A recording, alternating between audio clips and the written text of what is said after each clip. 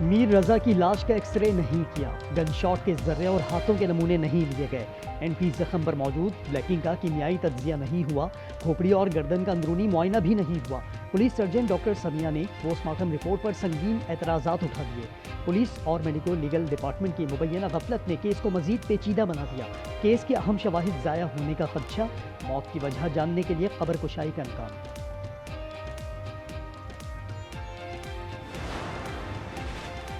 کراچی قیوم آباد میں 1.5 سالہ بچی ہوس کا نشانہ بن گئی۔ ایزل سے 15 سالہ رشتہ دار لڑکے منان کی زیادتی، بچی دم توڑ گئی۔ اہل علاقہ نے ملزم کو پکڑ کر پولیس کے حوالے کر دیا۔ ملزم بچی کو چیز دلانے کے بہانے لے گیا تھا۔ پوسٹ مارٹم زیادتی کی تصدیق۔ لاہور میں گزشتہ روز زیر حراست 2 بچیوں کی ہلاکت۔ پولیس نے دونوں بچیوں کو نشئی قرار دے دیا، کہا نشہ نہ ملنے کے باعث ہلاک ہوئی۔ لڑکیوں پر دوران حراست مبینہ تشدد کا شبہ ظاہر کیا جا رہا ہے۔ دونوں لاشوں کا تاحال پوسٹ مارٹم نہ ہو سکا۔ لاہور میں معذور لڑکی سے زیادتی کیس میں گرفتار اے ایس آئی عمران کو 4 روزہ جسمانی ریمانڈ۔ تفتیشی افسر نے موقف اختیار کیا، ملزم سے تحقیقات کرنی ہے، 14 روزہ جسمانی ریمانڈ منظور کیا جائے۔ عدالت کی پولیس کو تفتیش جلد مکمل کرنے کی ہدایت۔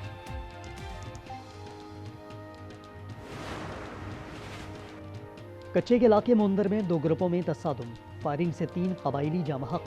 پولیس کا کہنا ہے شاہانی قبیلے کے 2 گروپوں میں زمین کا تنازع ہے۔ کچھ عرصے پہلے دونوں کے درمیان جرگہ بھی ہوا تھا۔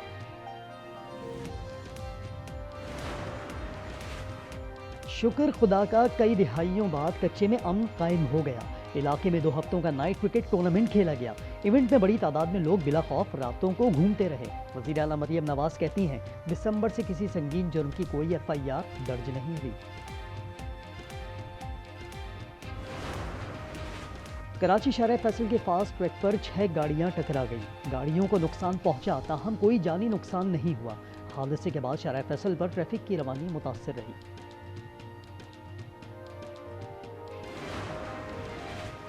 امریکہ ایران کشیدگی میں کمی، واشنگٹن نے پاسداران انقلاب سے وابستہ 3 اداروں پر سے پابندیاں ہٹا دی۔ وزیر خارجہ عباس عراقچی کے مطابق پاسداران انقلاب کے 2 جہازوں سے بھی پابندی ہٹائی گئی۔ عراقی ایئر لائن فلائی بغداد پر سے بھی پابندیاں ختم۔ ابنائے ہرمز پر عبوری معاہدے کا اعلان آج متوقع ہے۔ امریکی نیوز ویب سائٹ ایکزیوس نے لکھا شمالی راستے پر ایران، جنوبی پر عمان کا کنٹرول ہوگا۔ معاہدے میں 60 روزہ عارضی انتظام طے پایا ہے۔ ایرانی سرکاری نشریاتی ادارے کی رپورٹ کے مطابق عمان سے معاہدے کے بعد ابنائے ہرمز فوری نہیں کھلے گی۔ ہرمز دوبارہ کھولنا امریکی رویے میں تبدیلی پر منحصر ہے۔ معاہدے کا امریکہ سے کوئی تعلق نہیں۔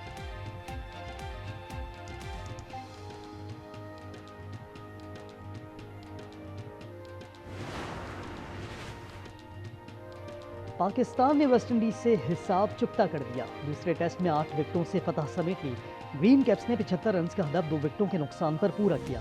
عبداللہ شفیق 160 کی ناقابل شکست اننگ کھیل کر میچ کے ہیرو قرار۔ بابر اعظم اور جسٹن ریوز مشترکہ طور پر مین آف دی سیریز۔ یک دل، یک جان، یک زبان، کشمیر بنے گا پاکستان۔ پاکستان سمیت دنیا بھر میں یوم استحصال کشمیر منایا گیا۔ چھوٹے بڑے شہروں میں ریلیاں، سیمینار، کانفرنس اور دعائیہ تقریبات۔ امکانہ صاحب نے سکھ برادری کا کشمیریوں سے اظہار یکجہتی۔ صدر وزیر اعظم اور نائب وزیر اعظم اسحاق ڈار کا کشمیریوں کی حمایت کا اعادہ۔ کہا بھارت نے 5 اگست 2019 کو مقبوضہ کشمیر میں غیر قانونی اقدامات کیے۔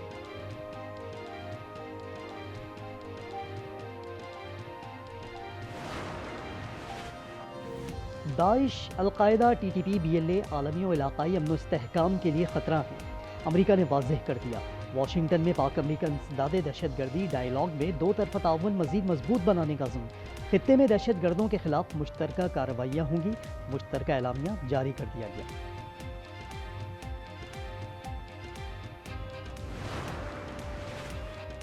وزیر اعظم شہباز شریف آج اہم دورے پر سعودی عرب روانہ ہوں گے۔ ذرائع کے مطابق دورے میں وزیر اعظم ولی عہد شہزادہ محمد بن سلمان سے ملاقات کریں گے، جس میں دونوں ممالک کے تعلقات اور خطے میں قیام امن کی صورتحال پر تفصیلی غور کیا جائے گا۔ آج ٹی وی کے رپورٹر ناطق ریحان پر پولیس تشدد، 3 کانسٹیبلز کو شوکاز نوٹسز جاری۔ کانسٹیبل نجم الحسن، کانسٹیبل محمد فرحان اور کانسٹیبل زین العابدین شامل۔ ڈی آئی جی کی تینوں کے خلاف محکمانہ کارروائی کی سفارش۔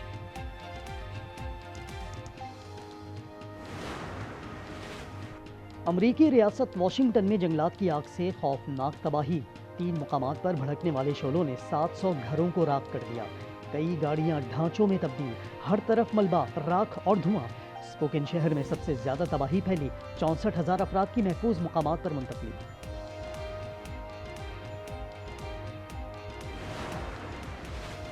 انڈونیشیا کے شمالی صوبے میں جنگلات کی آگ 4 روز بعد بھی بجھائی نہ جا سکی۔ آسمان سے باتیں کرتے شعلوں نے اب تک 700 ایکڑ سے زائد رقبے کو راکھ کر چکے ہیں۔ حکام کے مطابق آگ تیز ہواؤں کے باعث خشک جھاڑیوں سے پھیلی۔